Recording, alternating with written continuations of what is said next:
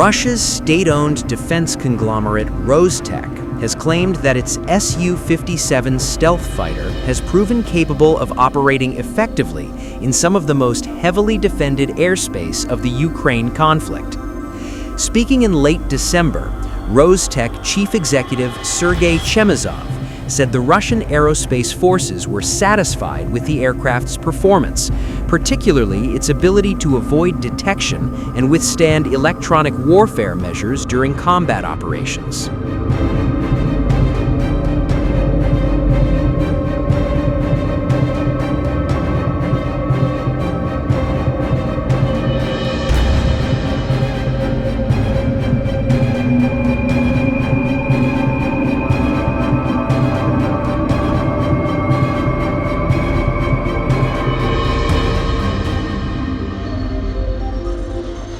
Addressing reporters ahead of a state council meeting, Chemezov said the jet was able to overcome radar systems and electronic countermeasures, adding that continuous battlefield feedback from Russian forces had led to upgrades across much of the equipment currently in use.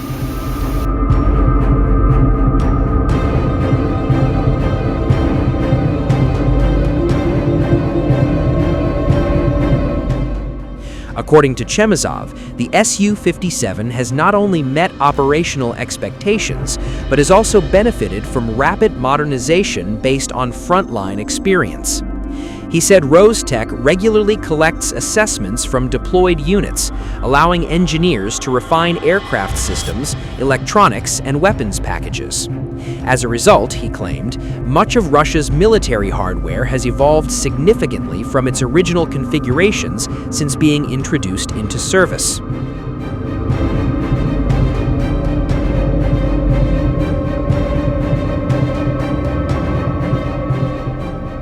The Su-57 has reportedly been deployed on demanding missions deep inside Ukrainian-controlled territory. One of the most notable incidents occurred in mid-2024, when the fighter was tasked with destroying a malfunctioning S-70 Okhotnik stealth drone to prevent it from being recovered by Western forces. The drone was operating near Konstantinivka in the contested Donetsk region, roughly 15 kilometers behind Ukrainian lines. The Su-57 reportedly carried out a close-range engagement using an R-74 air-to-air missile, a mission that analysts say highlighted its radar-evading characteristics in an area protected by dense Ukrainian air defenses.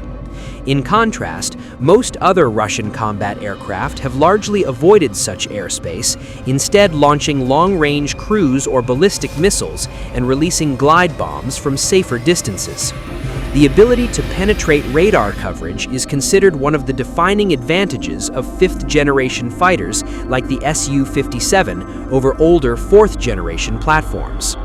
Ukraine's air defense network, regarded as one of the strongest in Europe, combines large numbers of portable systems with medium and long-range assets such as Buk M1, S-300 variants, US-supplied Patriot systems, and legacy S-200 missiles.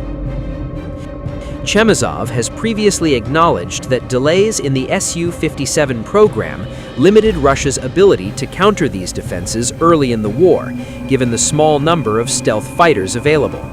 Speaking at the Dubai Air Show in November, he said the aircraft remained under continuous development, with a comprehensive modernization effort underway covering avionics, sensors, and weapons. He added that the fighter had received positive feedback from Russian pilots and foreign partners.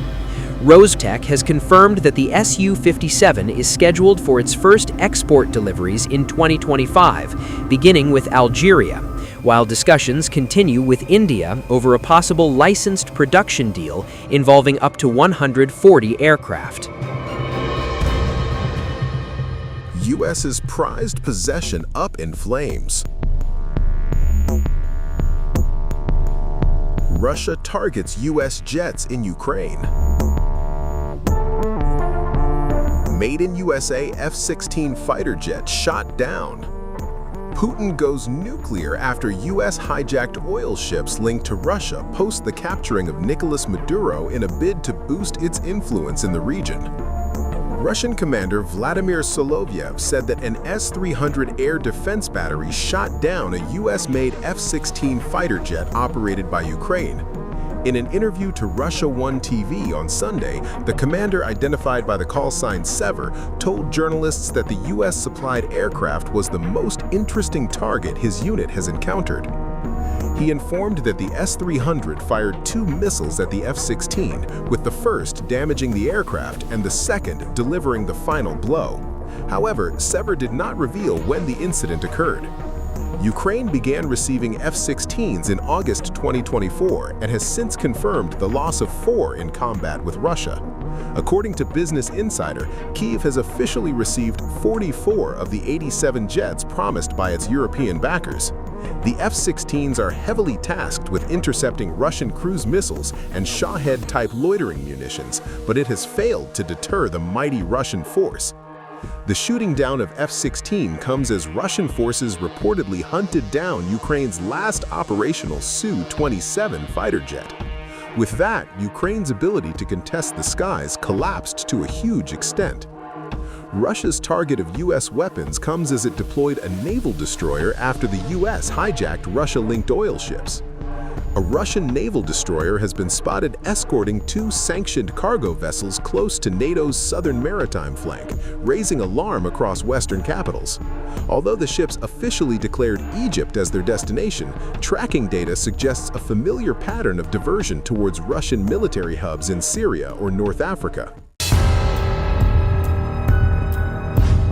A Russian Navy warship is escorting sanctioned cargo vessels through waters near NATO's southern flank. The ships say they are heading for Egypt, but their past routes tell a different story. Days earlier, the US seized a similar Russian-linked tanker despite military shadowing. Now Moscow appears to be testing how far its naval protection can go. On January 9th, open-source analysts spotted a Russian Navy destroyer south of Portugal. The warship, Severomorsk, was escorting 2 sanctioned cargo vessels, Sparta 4 and Mais Zelanya. Such direct naval escort is rare for civilian shipping in these waters. Its presence immediately raised questions about what these ships are carrying and where they are really going. Officially, both cargo vessels declared Port Said, Egypt as their destination, but historical tracking data tells another story. Sparta 4 has repeatedly declared Egypt, only to continue onward to Russia's naval base in Tartus, Syria. The movement of Mais Zelanya hints at possible docking in Libya, though nothing is confirmed. The escorting destroyer, Severomorsk, is an anti-submarine warfare ship from Russia's Northern Fleet.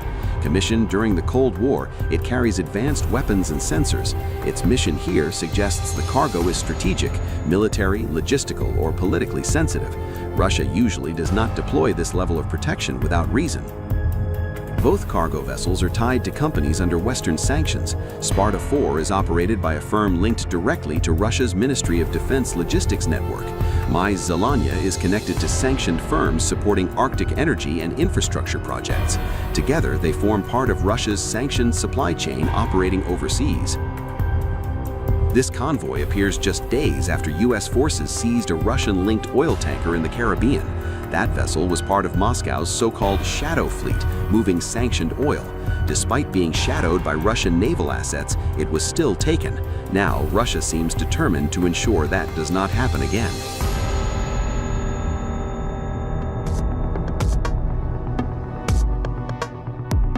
The world holds its breath as US-Russia tensions explode to unprecedented levels, pushing the 2 superpowers to the brink of a dangerous standoff. Every eye is on the North Atlantic, where a single move could have far-reaching consequences for global security. Moscow is seething. Russia has formally condemned the US seizure of the Russian-flagged oil tanker Marinera, describing it as a blatant violation of international law and a direct challenge to its sovereignty. The Russian Transport Ministry confirmed the vessel was captured, while the Foreign Ministry warned Washington that the operation flagrantly disregards the UN Convention on the Law of the Sea, the international treaty guaranteeing freedom of navigation in global waters. Considering the incoming information regarding the presence of Russian citizens among the crew, we demand that the American side ensure their humane and dignified treatment, strictly respect their rights and interests, and not impede their speedy return to their homeland. Russian nationals are among the crew, the ministry stressed, and Moscow is watching every move closely. The message is unmistakable. Interference will not be tolerated. As global eyes turn to the North Atlantic, tensions are escalating, and the standoff between Washington and Moscow has entered a dangerously volatile chapter. In a high-stakes maritime showdown, the U.S. military confirmed it has seized control of a Russian-flagged oil tanker in the North Atlantic, an operation driven by alleged sanctions violations and carried out after weeks of silent surveillance and relentless pursuit across open seas. The vessel, MV Bella 1, also known as the Marinera, was seized under the authority of a warrant issued by a U.S. federal court, according to a statement by the U.S. Army's European Command. EUCOM said the tanker was intercepted after being tracked by the U.S. Coast Guard cutter Monroe, with the operation carried out in coordination with the U.S. Justice Department, the Department of Homeland Security, and the newly renamed Department of War, formerly known as the Department of Defense. The command confirmed the seizure took place in international waters in the North Atlantic. U.S. officials say the Marinera is part of a so-called shadow fleet used to transport oil for sanctioned states, including Venezuela, Russia, and Iran. The tanker had reportedly evaded earlier attempts by the U.S. Coast Guard to board it in December, while it was operating in the Caribbean, and later crossed into the Atlantic Ocean. According to Reuters, the ship had slipped through a broader U.S. maritime blockade, targeting vessels carrying sanctioned Venezuelan oil. U.S. Defense Secretary Pete Hegseth underscored the administration's stance in a social media post, writing that the blockade of sanctioned and illicit Venezuelan oil remains in full effect anywhere in the world. Two U.S. officials told Reuters that both the Coast Guard and the U.S. military were directly involved in Wednesday's seizure. Russian state broadcaster RT reported that American forces boarded the vessel using a helicopter, publishing images of the aircraft hovering above the tanker. RT cited an unnamed source who said the ship had been shadowed by a U.S. Coast Guard vessel for weeks, and that at least one earlier attempt to intercept it was disrupted by severe weather conditions. As the operation unfolded, marine traffic data showed the Marinera edging closer to Iceland's exclusive economic zone, heightening the stakes by the hour. Reuters later reported that a Russian submarine and a naval warship were operating nearby, an ominous backdrop to the seizure, even as both sides stopped short of direct confrontation. Speaking from Moscow, journalist Dmitry Medvedenko described the pursuit as a prolonged cat-and-mouse game, noting that there had been multiple failed attempts to seize the tanker in recent weeks. The Russian government has not confirmed whether it deployed naval assets to escort the vessel, but Russia's foreign ministry said it was closely monitoring the situation. The ministry, quoted by Russian state media, argued that the tanker was operating lawfully in international waters and accused the US and NATO of paying disproportionate attention to what it described as a civil vessel. Moscow called on Western nations to respect freedom of navigation under international maritime law. The Marinera was sanctioned by Washington in 2024 for allegedly transporting oil on behalf of a company linked to Lebanon-based Hezbollah. U.S. authorities say the seizure is part of a wider crackdown ordered by President Donald Trump on vessels connected to Venezuelan oil exports. Separately, U.S. Homeland Security Secretary Kristi Noem announced that American forces also seized a second vessel, the Panama-flagged supertanker M. Sophia, in international waters near the Caribbean. Reuters reported that the ship had departed Venezuelan waters earlier this year and was operating with its transponder turned off while carrying oil toward China. Reporting from Washington, Al Jazeera correspondent Kimberly Hallcat described the dual seizures as a significant escalation, saying they signal a coordinated effort to intercept and detain multiple sanctioned vessels operating far beyond U.S. territorial waters. Just today, our forces not deployed to the Caribbean seized a boat, a sanctioned boat tied to the IRGC that tried to flee from us. That happened somewhere else. We are constantly involved in action. We have boats in the Mediterranean, we have ships in the Middle East, we have ships in the Indo-Pacific. These ships, if they weren't in the Caribbean, they'd be somewhere else conducting activity. Yeah. That's what the Navy does. I want to emphasize that question from CNN.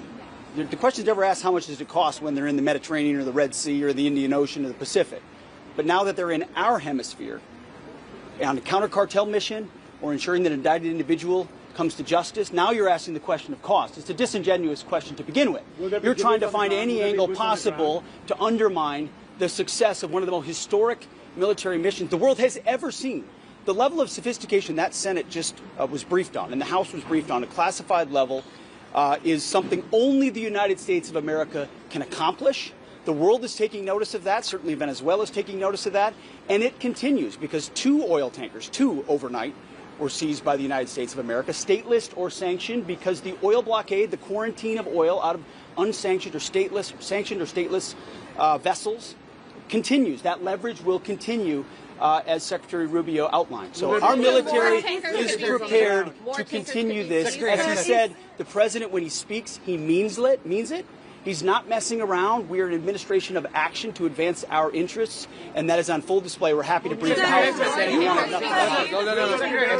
Two quick things, okay? Number one, because we have to go, because we got to brief the House, and if we don't and they're pissed at us, you guys better defend us. That was because we were talking to you. I would make one more point, and it's a very interesting point. One of those ships that was seized that had oil in the Caribbean, you know what the interim authorities are asking for in Venezuela? They want that oil that was seized to be part of this deal. They understand that the only way they can move oil and generate revenue and not have economic collapse is if they cooperate and work with the United States, and that's what we see are going to happen. We got to go talk to the House, guys.